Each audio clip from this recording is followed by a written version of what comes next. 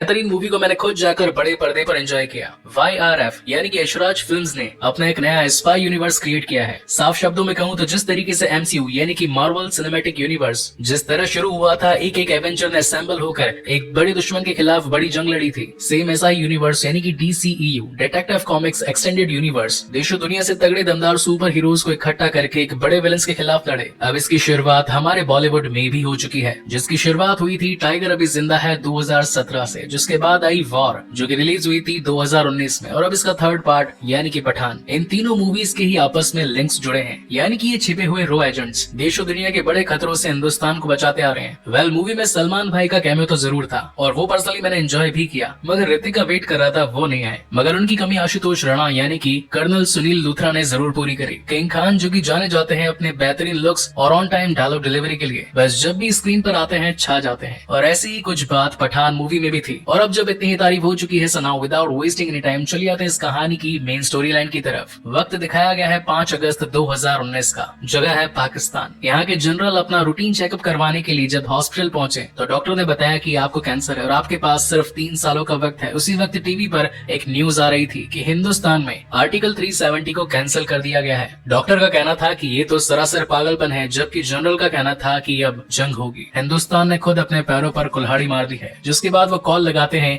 एक third party contractor को, जो कि है एक टेररिस्ट ऑर्गेनाइजेशन जिसका नाम है आउटफिट एक्स। ये सिर्फ पैसों के लिए काम करती है, लीडिंग बाय जॉन अब्राहम यानी कि जिम। जनरल का जिम से कहना था कि मुझे हिंदुस्तान का सर्वनाश चाहिए, जिस पर जिम उन्हें रिप्लाई करता है कि आपका काम हो जाएगा मगर थोड़ा वक्त लगेगा। वेल डॉक्टर ने जनरल को ऑलरेडी कह दिया था कि अब आपका लाइफ सर्कल खाली 3 सालों का है, मगर इन 3 सालों में तो जनरल ने हिंदुस्तान को नक्शे से खत्म करने के बारे में ही सोच लिया था। जिसके बाद कहानी यहाँ से आगे बढ़ती है 3 साल आगे और हमें दिखाया जाता है अफ्रीका की एक कंट्री में कई सारे आतंकवादी इलीगल वे में बंदूकें खरीद रहे हैं। वहीं एक शख्स और आया था जिसे एक बड़ी सी मिसाइल खरीदनी थी, जो एक बार किसी देश पर चल जाए तो उसका नक्शे में से नामो निशान मिट जाए। इस मिसाइल की खास बात ये थी कि ये चलने पर रेडार में कभी डिटेक्ट नहीं होती और कुछ ही पलों में जहाँ गिरती है वहाँ की सिविलाइजेशन को खत्म कर देती है। ये जगह पूरी तरीके से अवैध यानी कि इलीगल थी, लेकिन तभी डीलर के पास एक इन्फॉर्मेशन आती है कि उन्हें ढूंढता हुआ कोई यहाँ तक आ पहुंचा है, मगर वो इनका कोई नुकसान नहीं पहुंचा पाएगा क्योंकि इस वक्त उसे एक VIP ट्रीटमेंट मिल रहा है। और फिर दिखाया जाता है VIP ट्रीटमेंट, जहाँ पर एक शख्स को कुर्सी पर बिठाकर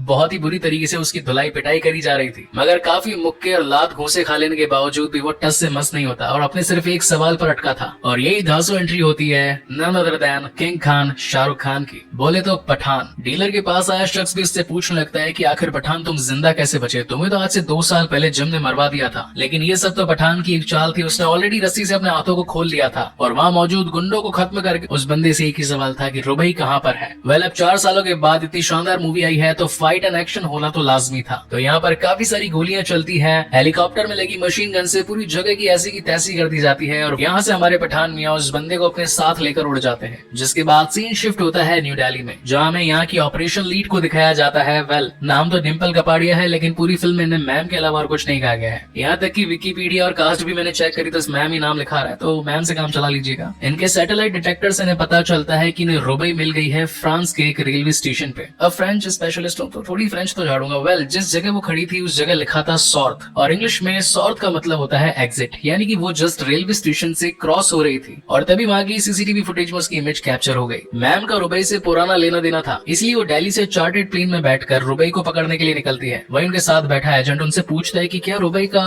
वास्ता पठान से है, जिन पर वो कहती है आखिर तुम पठान के बारे में जानते क्या हो। बड़ी क्यूरियसनेस के साथ वो एजेंट फिर से पूछता है कि मैंने उनके बारे में कई किस्से सुने हैं, जब भी उनका कोई जिक्र होता है हर कोई बस सहम जाता है, उनके बारे में कभी कोई बातचीत नहीं करता। क्या मैं जान सकता हूँ कि आखिर उनके बारे में ऐसी क्या बातें हैं जिसके जबान पर आते ही सभी के लफ्ज थरथरा जाते हैं। और यहाँ से बैक स्टोरी स्टार्ट होती है पठान की। म्यांमार के एक सीक्रेट ऑपरेशन में अकेले पठान ने पूरी फैमिली को अपनी जान पर खेलकर बचाया, मगर इसमें वो बहुत ही ज्यादा इंजर्ड हो गया था, इसलिए उसे दिल्ली की सीक्रेट हॉस्पिटैलिटी में रखा गया था। और जब हमारी डिम्पल जी उनसे मुलाकात करने के लिए गई तो वहाँ पता चला कि उन्होंने तो अपनी बॉडी को पूरी तरीके से रिकवर कर लिया है और बहुत ही जल्दी अपनी बॉडी को पूरा फिट करके एक नए मिशन की ओर लग चुका है, जिसका नाम था जोकर, यानी कि joint operations and covert research. Pathaan का मानना था कि हमारा हिंदुस्तान आए दिन नए नए खतरों से घिरा रहता है। इसी के साथ हमारे कुछ ऐसे जवान भी हैं जिन्हें अंडर एस्टिमेट किया गया है। अगर मैं उन सभी की टीम बना लूं तो हम सभी सीक्रेटली उन सभी का खात्मा कर पाएंगे। मगर कपाड़िया जी का कहना था कि इस काम के लिए मुझे न जाने कितनी सारी परमिशंस की जरूरत पड़ेगी, क्या तुम इस बारे में सोच भी सकते हो। और वैसे भी अब तो उनके रिटायरमेंट के दिन आ चुके थे, लेकिन पठान कहता है कि देश के लिए करना एक सैनिक सैनिक का असली कर्तव्य होता है। और फाइनली कपाड़िया जी मान जाती हैं, जिसके बाद हमें वहाँ की एक सीक्रेट फैसिलिटी दिखाई जाती है जिसमें जोकर टीम को असेंबल किया जाता है। वहीं पर एंट्री होती है आशुतोष राणा जी की, यानी कि वॉर मूवी से सुनील लूथरा जी की। उनका मानना था कि टीम वेस्ट ऑफ टाइम है, ये सिर्फ अंडों से निकले छिलके हैं। इन्हें तो अभी तक ये भी नहीं पता कि असली मिशन में किन किन प्रॉब्लम्स का सामना करना पड़ता है। जबकि पठान और उसकी टीम उन्हें विश्वास दिलाती है कि हम जिस काम के लिए निकले हैं उस काम से सिर्फ और सिर्फ देश की भलाई ही होगी। हमारे गुप्त सूत्रों के अकॉर्डिंग हमें ये पता चला है कि दुबई में प्रेसिडेंट की एक स्पीच होने वाली है जहाँ पर हमारे देश के कुछ साइंटिस्ट भी आने वाले हैं, मगर उनकी जान को खतरा है। तो मैं चाहता हूँ कि आप पुलिस एक्टिविटी को और ज्यादा अलर्ट कर दीजिए और मैं और मेरी टीम बाकी आने वाले खतरों को संभाल लेगी। और फिर हाई बजट वाली मूवी के हाई बजट प्लेसेस को दिखाया जाता है, यानी कि दुबई की शूटिंग, बड़ी बढ़िया गाड़ियां, लंबी बिल्डिंग्स और काफी सारी पुलिस सिक्योरिटी के बीच से गुजरते हुए हमारे प्रेसिडेंट। लेकिन तभी पठान को क्लिक होता है कि ये सब कुछ हमारा ध्यान भटकाने के लिए था। उन टेररिस्ट ऑर्गेनाइजेशन का मेन एम प्रेसिडेंट को नुकसान पहुंचाना नहीं, बल्कि उन दो साइंटिस्ट को वहां से ले जाना है। जब तक ये बात पुलिस तक स्प्रेड होती और सभी अपनी पोजीशन को ले पाते, मगर तब तक दूसरी तरफ जॉन अब्राहम उर्फ जिम पहुंच चुका था अपने बंदूकों को लेकर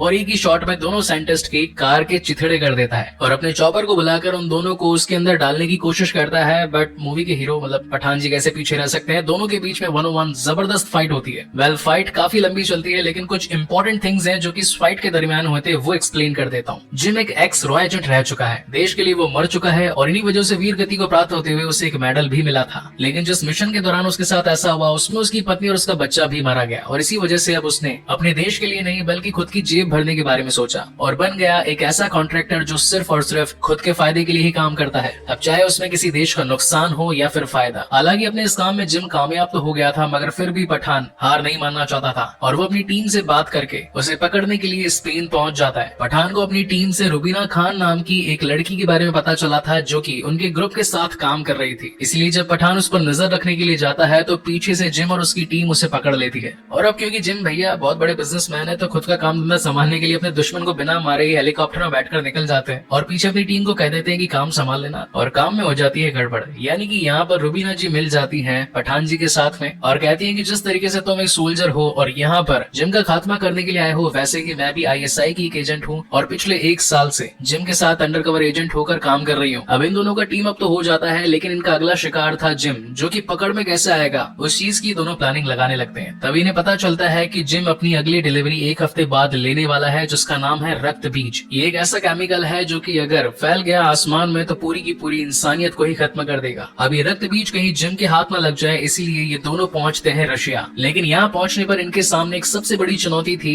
यहाँ का एक सीक्रेट वॉल्ट। ये इतना ज्यादा मजबूत था कि इसे ना ही बम से तोड़ा फोड़ा जा सकता था, ना ही लेजर से काटा जा सकता था और ना ही इसमें ड्रिल करके अंदर जाया जा सकता था। खोलने का सिर्फ एक ही रास्ता है और वो है इसका ताला और चाबी। जहाँ ये दोनों ही चीजें दो अलग अलग शख्स के हाथों में थी। अब हमारे पठान भी है स्मार्ट रो एजेंट ऑफ द वर्ल्ड मतलब इंडिया, रशिया के टर्की ऑफिसर के पास भेज देते हैं ये रुबई को, जो कि उसके फिंगरप्रिंट्स उठा ले आती है। वहीं दूसरी कैरन मैडम के घर खुद पहुंच जाते हैं। एक फनी सीन भी था यहाँ पे, कैरन। फिंगरप्रिंट्स के मिल जाने के बाद में इनका अगला टास्क था इन्हीं के ऑफिस से ताले और चाबी को चुराना, जो कि थे शहर के अलग अलग हिस्सों में। और इस चोरी को कंप्लीट करने के लिए ये हेल्प लेते हैं 2 शानदार और प्रोफेशनल पायलट्स का। और काफी मेहनत मशक्कत के बाद में फाइनली ये लोग उस चोरी को अंजाम दे देते हैं और उसमें से निकाल ले आते हैं रक्त बीज। लेकिन यहाँ हो जाती है एक गड़बड़, यानी कि रुबई मैडम दे देती है पठान जी को धोखा और फ्लैशबैक में ये पता चलता है कि खुद जिम उस रक्त बीज को पाना चाहता था, लेकिन उसके लिए पॉसिबल नहीं था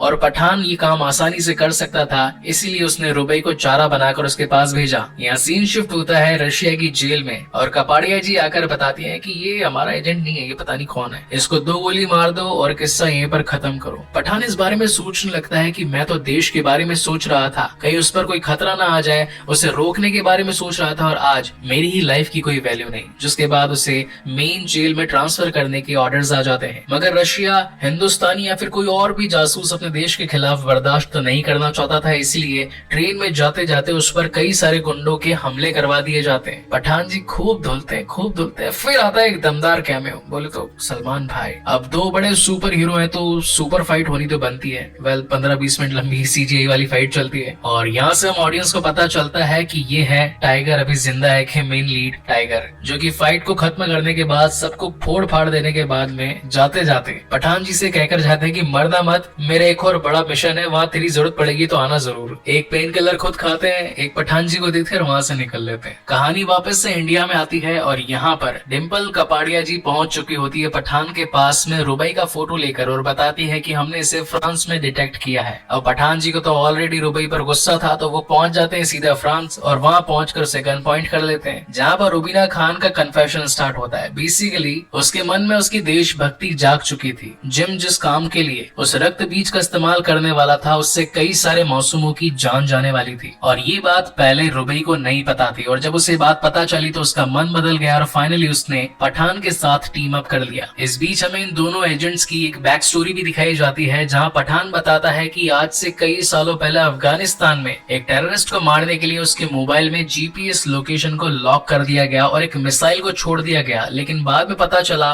कि वो इंसान कोई टेररिस्ट नहीं बल्कि एक स्कूल का टीचर है। तो उस जगह को पूरी तरीके से खाली करवाया गया और सिर्फ 1 मिनट बचा था मिसाइल का उस जगह पर गिरने में, मगर पठान ने काफी दिलेरी से उस मोबाइल को आसमान में फेंका और वो मिसाइल उससे जाकर टकराई। हालांकि लोगों की जान तो बच गई, लेकिन 3 महीनों तक पठान अफगानिस्तान के उस छोटे से कस्बे में ही रह गया। मगर वहाँ के लोगों ने उसे सपोर्ट किया और कहा कि तू हमारा बेटा है पठान और तुझे जब भी कभी हमारी जरूरत पड़ेगी हम तेरी मदद करेंगे। वहीं रुबई की बैक स्टोरी दिखाई जाती है कि उसके पिता, जो कि एक आम इंसान थे, रोज अपने काम पर जाते और वापस आते एक बार उन्हें पुलिस ने पकड़ लिया और टेररिस्ट घोषित करते हुए उन्हें काफी ज्यादा मारा पीटा। और यही रीजन था कि रुबई ने अपनी पहचान छुपाने के लिए पहले डॉक्टरेट की पढ़ाई करी और उसके बाद अपने मिशन को फुलफिल करने के लिए आईएसआई में ज्वाइन हो गई। जिसके बाद सीन शिफ्ट होता है रशिया में और हम यहाँ पर देख पाते हैं कि जिस वायरस को जिम भारत पर गिरवाने के लिए बनवाना चाहता था वो अब कंप्लीट हो चुका है। साइंटिस्ट उससे फिर भी एक बार पूछता है कि क्या तुम ये करने के लिए तैयार हो, क्योंकि सचमुच अगर ऐसा किया तो बहुत सारे मासूम लोग मारे जाएंगे। मगर इसके पीछे जिम की पुरानी खुन्नस थी। जिस तरीके से उसने अपना परिवार खोया है वो चाहता था कि हिंदुस्तानी एजेंट्स देखें कि आखिर परिवार वालों को खोने का दुख क्या होता है। इतने में यहाँ पर 2 सुपर हीरोज यानी कि पठान जी और रुबई जी की एंट्री हो जाती है और अगेन धमाधम फाइट होती है। फास्ट एंड फ्यूरियस वाली मूवी की काफी हद तक कॉपी करी गई है। बर्फ में चेस सीक्वेंस, लंबी चौड़ी गन फाइट और इसी के साथ अच्छे वाले सीजीआई। पूरी लड़ाई का कंक्लूजन ये निकलता है कि उसके पास में 2 ऑर्ब्स थे। ऑर्ब यानी कि जिसके अंदर वायरस भरा होता है, गोले। एक तो जिम भैया यानी कि जॉन इब्राहिम ले जाते हैं और दूसरे पठान जी के पास में आ जाते हैं। और जब पठान जी लैब में उस ऑर्ब को खुलवा कर ये चेक करवाते हैं कि आखिर वायरस को किस तरीके से डिसलोकेट किया जाए, तो पता चलता है कि उस गोले में तो सिर्फ और सिर्फ पानी भरा था। इतने में ही यहाँ पर जिम भैया का वीडियो कॉल आता है और वो बताता है कि इस ऑर्ब को टोटल 3 लेयर्स में बनाया गया था। नंबर 1 लेयर को क्रैक करते ही नैनो पार्टिकल्स में ये वायरस था, जो कि इस ऑर्ब के खुलते ही वहाँ के एनवायरनमेंट में फैल गया। नंबर 2 पर एक ओपन एयर वैक्यूम था, जो कि इसे दूर तक स्प्रेड करने में मदद करता है। और नंबर 3 पर सिर्फ और सिर्फ पानी था, ताकि जब आप मरो तो इस पानी को पीकर मर जाना। इसी के साथ जिम उस वायरस के फैल जाने के बाद में इंसान के शरीर में होने वाले दर्द को भी मापता है। यानी कि अगर पेन को स्केल किया जाए 0 से लेके 10 तक, तो इस वायरस को अगर शरीर में इंजेक्ट कर दिया जाए तो उस इंसान को स्केल 13 या 14 का पेन होगा। उन सभी साइंटिस्ट में मैम यानी कि डिम्पल जी भी शामिल थी और धीरे धीरे करके उनके सूट्स, उनकी बॉडी पर भी उस वायरस का इफेक्ट होने लगा था। रक्त बीज से निकले इस वायरस का नाम था स्मॉल पॉक्स। हालांकि काफी सालों पहले फैले इस बड़ी सी महामारी ने हजारों करोड़ों लोगों की लाशें बिछा दी थी, मगर अब हर देश के पास में इस स्मॉल पॉक्स का इलाज था।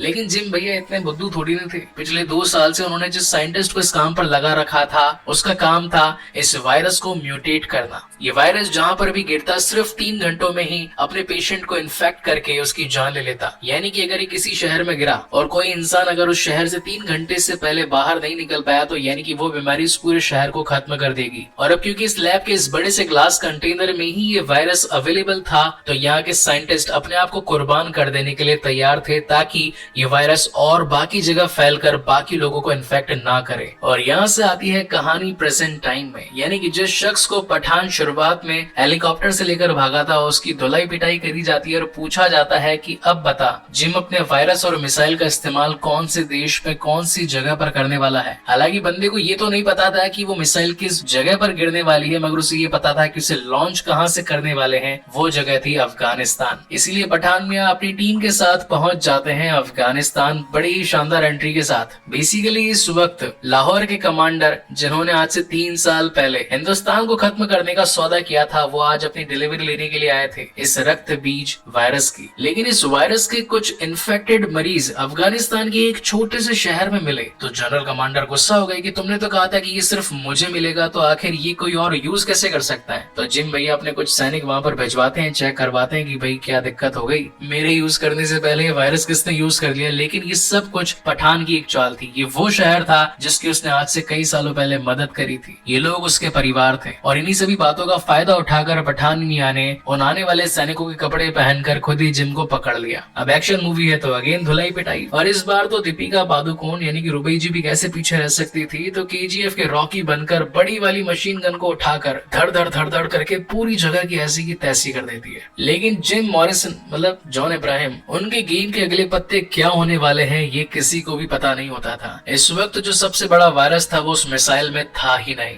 जिम ने उस वायरस को ऑलरेडी दिल्ली जाने वाली एक फ्लाइट में छिपा दिया था और उस वायरस का रिमोट कंट्रोल अपने कंधे पर लगा लिया था। अब जहाँ एक तरफ पठान की टीम उस बड़ी सी मिसाइल को रोकने की कोशिश कर रही थी, वहीं दूसरी ओर पठान यहाँ पर जिम का सामना कर रहा था। दोनों के बीच वापस से मस्त फाइट होती है। मीनवाइल दिल्ली में लैंड होने वाली फ्लाइट आने वाली थी और वक्त बचा था सिर्फ 2 सेकंड, यानी कि अगर टाइम खत्म तो वायरस पूरी के पूरे प्लेन में फैल जाता और जिन लोगों में फैलता वो आकर बाकी लोगों को भी इन्फेक्टेड कर देते, जिससे पूरा का पूरा शहर कुछ ही घंटों में खत्म हो जाता। अब जैसे कि एंड गेम में डॉक्टर स्ट्रेंज टोनी स्टार को कहते हैं कि यही आखिरी मौका है, तो वैसे ही लूथर जी हमारे पठान को कहते हैं कि यही आखिरी मौका है, तो वो भी बिल्कुल चक्कू के नोक पर घुस जाते हैं और उस बटन को दबाने से पहले ही रोक देते हैं। और इसी के साथ एक बड़ा हादसा टल जाता है, यानी कि जो लोग उस वायरस से इन्फेक्ट होने वाले थे उन सभी की जानें बच जाती है और पठान जी अपना आखिरी दुश्मन को भी खत्म कर देते हैं, मगर जाने से पहले उसकी वीर गति वाला मेडल रख लेते हैं, जिसकी असली हकदार और कोई नहीं बल्कि उनकी मैम डिम्पल कपाड़िया जी थी, जिनका असली नाम या फिर उनकी डेजिग्नेशन पता नहीं चली मूवी में। अगर आप लोगों को पता चली हो तो प्लीज कमेंट सेक्शन में जरूर बताइएगा। Well coming back to the main story, Luther ji आते हैं पठान जी के पास में और एकदम बिल्कुल एवेंजर असेंबल वाली स्पीच देते हैं कि